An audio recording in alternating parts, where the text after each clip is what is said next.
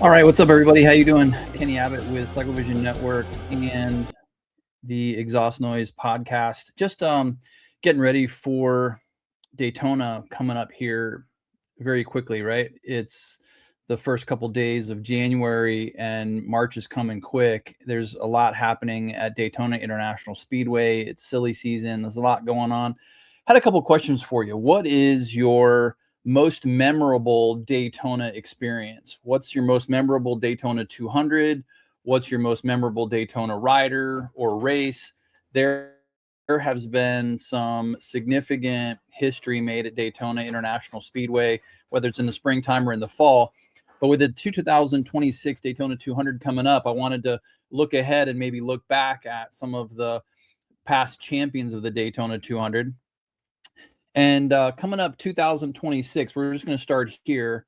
Well, like I said, before we get into that, put in your comments your most memorable Daytona 200 race, your most memorable Daytona 200 racer, competition, what year, all that good stuff, because there's some serious history. We're going to go through some of it here tonight.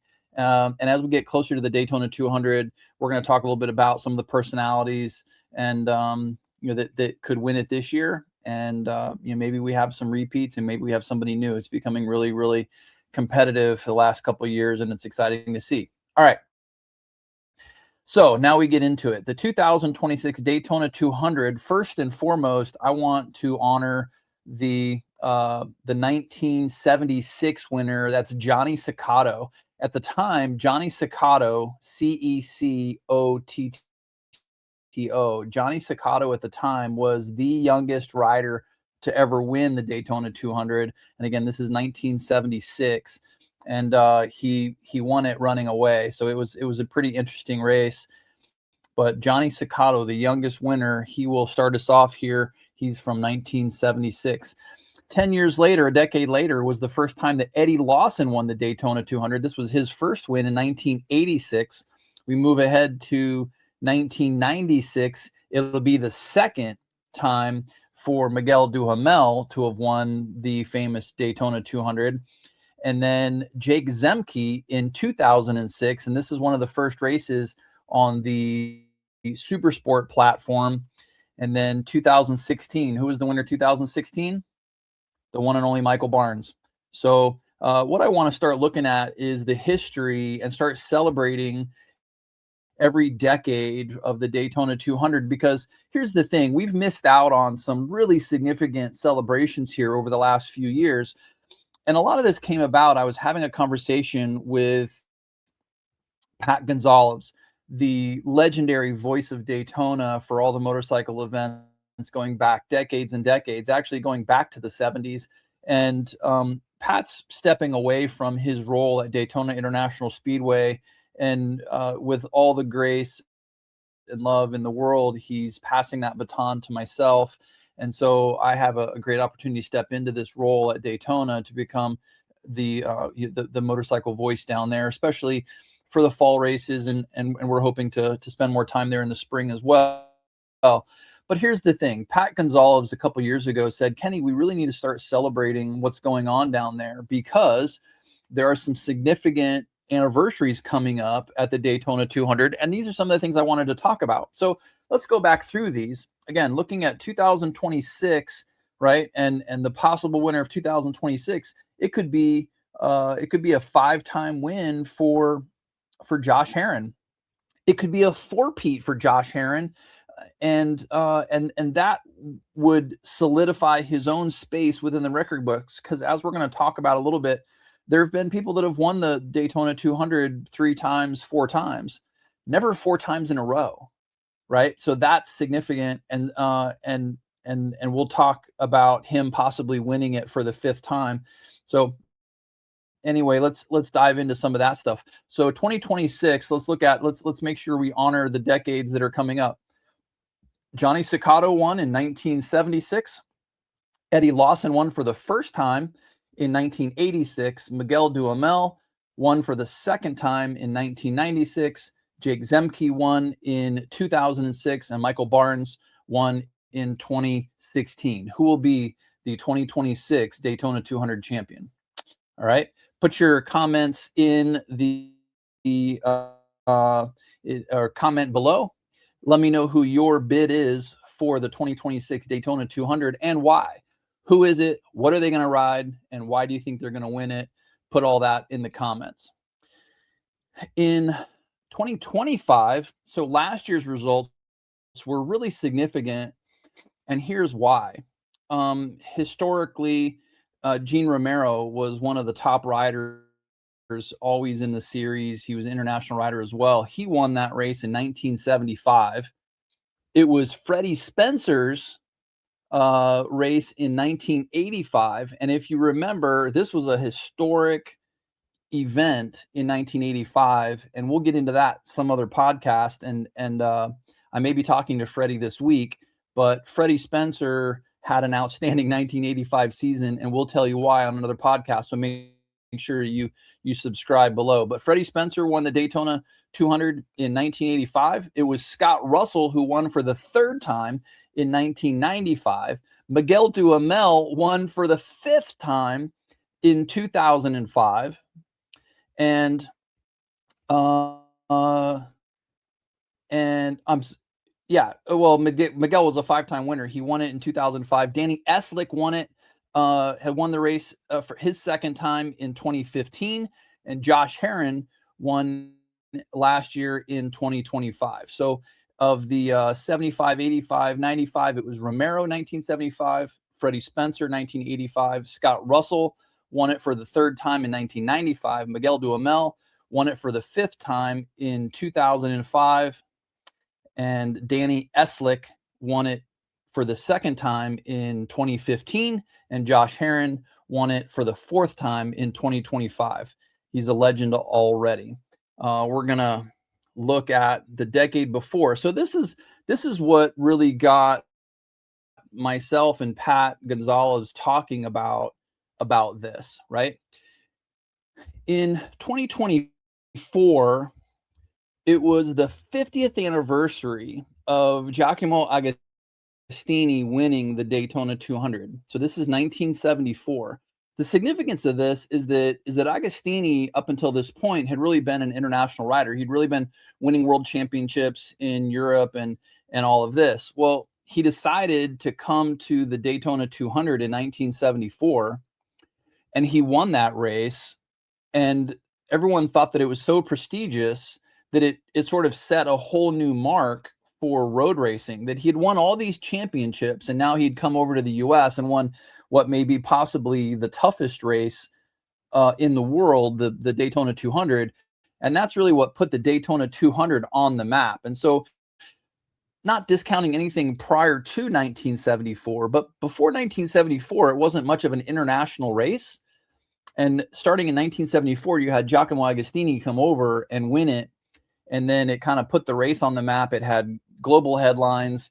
And now everybody wanted to come back and win the Daytona 200 because they wanted to be able to match what Agostini had done and everything else. So there's a whole history of that, which we can talk about another time. So the 2024 anniversaries, Pat would really wanted to look at, getting some of these racers to the racetrack, and maybe getting ARMA to bring their, some of the motorcycles, and, talking to sponsors and getting this stuff sponsored. So, and here's why. So Giacomo Agostini won the Daytona 200 in 1974. A decade later, Kenny Roberts won the Daytona 200 for the third time. Okay. Scott Russell, Mr. Daytona, won for the second time in 1994. Matt Mladen won it for the third time in 2004. Danny Eslick's first win came in 2014. And Josh Herrin's win won it for the third time, his second in a row, in 2024. So if we talk about Daytona 200 history and the legends of Daytona, you've got Giacomo Agostini, Kenny Roberts, Scott Russell, Matt Mladen, Danny Eslick, and Josh Herrin. The fact that we missed the opportunity to celebrate these riders at Daytona in 2004, in my opinion, was just a massive, massive mistake, right? I think that this is a perfect opportunity for sponsors. It's a perfect opportunity for manufacturers to use this, to use the media to bring more people. It's a great opportunity to use local media to get people to come back. If we could have had Agostini, Roberts, Russell, Mladen, Eslick, and Herrin all at the racetrack, which of course Eslick and Herrin are already there anyway because they're still competing, right? So if we were able to bring the other 4 riders in, how cool could we have made the fan zone there and, you know, sell t-shirts and hats and autograph sessions and all this stuff. So that was 2024. We missed the boat there in celebrating the 50th anniversary of Agostini, the 40th anniversary of Roberts winning for the 3rd time, 30th anniversary of Russell, 20th anniversary of Mladen, and so on, right? But we also missed the opportunity in 2025, and we've been pushing this agenda for a few years now, and just no one's really picked it up, and it kind of makes me sad. So I'm hoping that this video will get a little bit of momentum and maybe get some opportunities moving forward.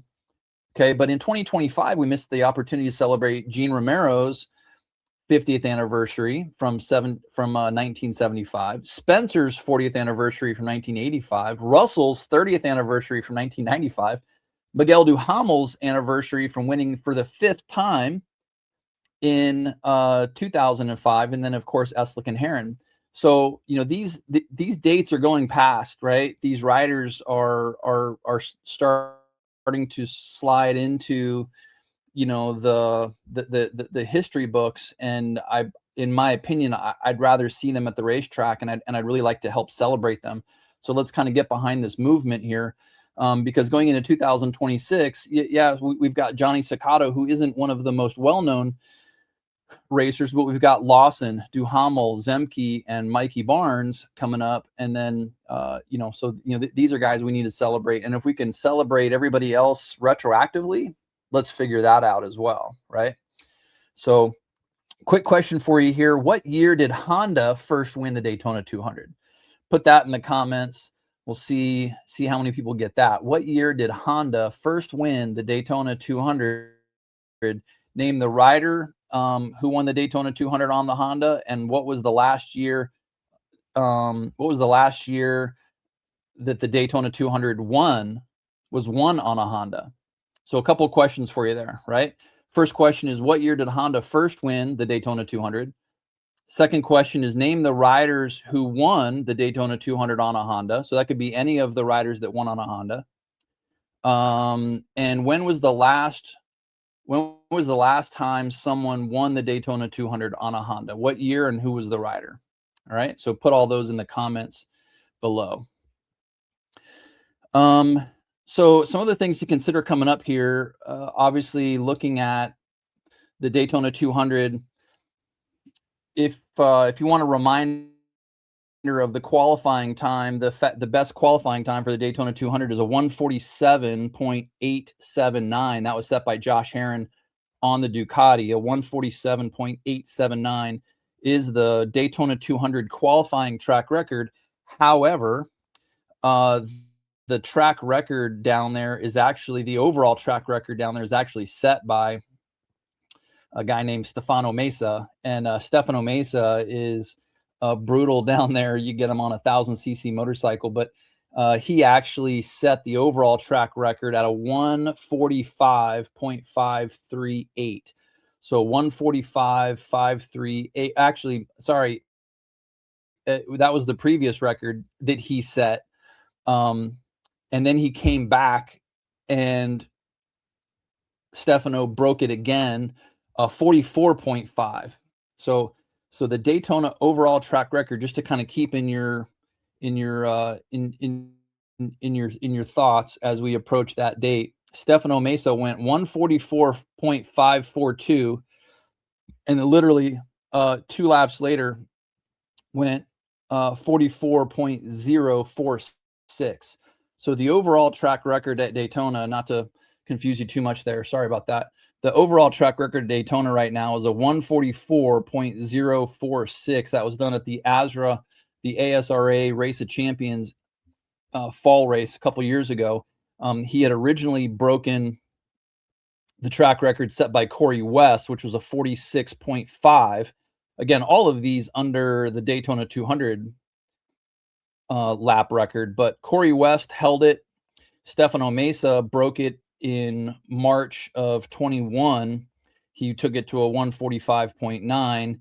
He later went to a 145.8, and then a 45.538, and then comes back the next year a 44.54 and a 44.046. So the current overall track record at Daytona, and I was there to watch it. It felt fast. The overall track record at Daytona, a 144.046 sent by Stefano Mesa. That was on the Tyler Cycle BMW 1000cc Superstock machine, and that was in the Unlimited Superbike race, and that was solo with no draft. Just FYI, that was by himself with no draft. It was definitely a fast lap. So as we're getting ready for the Daytona 200, those are some lap times to keep in mind. But let's talk about celebrating the decades of winners down there. This is the Daytona 200 is a 57 lap race. The only people to win that race five times, Scott Russell won the Daytona 200 five times. He won it in 92, 94, 95, and then 97 and 98. So he backed it up 94, 95, right? He doubled up, and then he did it again in 97, 98. He doubled up. So one of the only riders in history to win, one of only two riders to ever win it five times, and he doubled it up twice. The only other rider to win it five times, Miguel Duhamel. So five-time winner Miguel Duhamel won it in 1991, 96, 99, 03, and 05.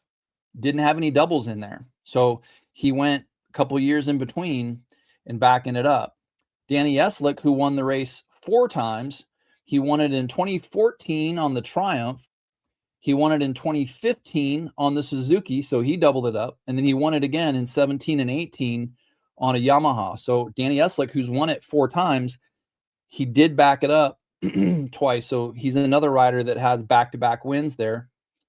Josh Herrin, however, is in rare company. Herrin won it for the first time in 2010. And then he's won it the last 3 years in a row, 23, 24, 25. So he's the only rider to win it three times in a row. Could be the only rider to win it four times in a row, of course, and be the third rider to win it five times, period. So there's a lot going on here, and this history has to be part of the texture going into Daytona here in a couple weeks. The one and only Kenny Roberts, he won the race three times in 1978 and then 1983 and 84. Matt Mladen, three-time winner in 2000, 2001, and then again in 2004. Brandon Posh was a two-time winner. He won it in 21, 22. He'll be on a good bike this year coming up. And then Eddie Lawson, another two-time winner. He won it in 86 and 93. So if you're keeping track of silly things like this, Yamaha's actually won the Daytona 200 12 times. 12 times Yamaha teams have won that race. It's pretty amazing stat. And then so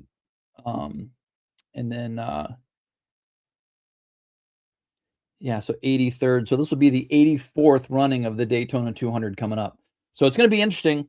Let me know what you think in the comments. Again, there's a lot to talk about here, but there's some serious history coming up this year in the Daytona 200. I want to know what your comments are. What's your favorite Daytona 200 memory? Who do you remember? What races do you remember? It's me. And what are the things you remember talking about the Daytona 200? Everyone's got their favorite race, their favorite riders, their favorite motorcycles, maybe some of the, real close battles, all the way to the line. What's your favorite? Put the riders, the bikes, all that stuff, put them in the comments. We'll talk about those coming up. Thanks a ton for hanging out with us. We're going to be creating some content. We're testing new software. We're testing new hardware. So we're going to be ready to go here pretty soon. So bear with us. But as we put all these pieces in place here and get ready for the 2026 season, I've been in the industry for over 40 years now, and we're coming to you with from Cycle Vision Networks studio here in Aurora, Illinois, just outside Chicago, with the Exhaust Noise podcast. We've got a bunch of other stuff coming, and a bunch of cool content. We're going to be doing a lot of live stuff from events, and we're going to have some cool interviews coming up. So stick with us. Put all your comments below, and we'll see you soon. Take care now. Ride safe. Gear up. Head out. Dun, dun, dun, dun.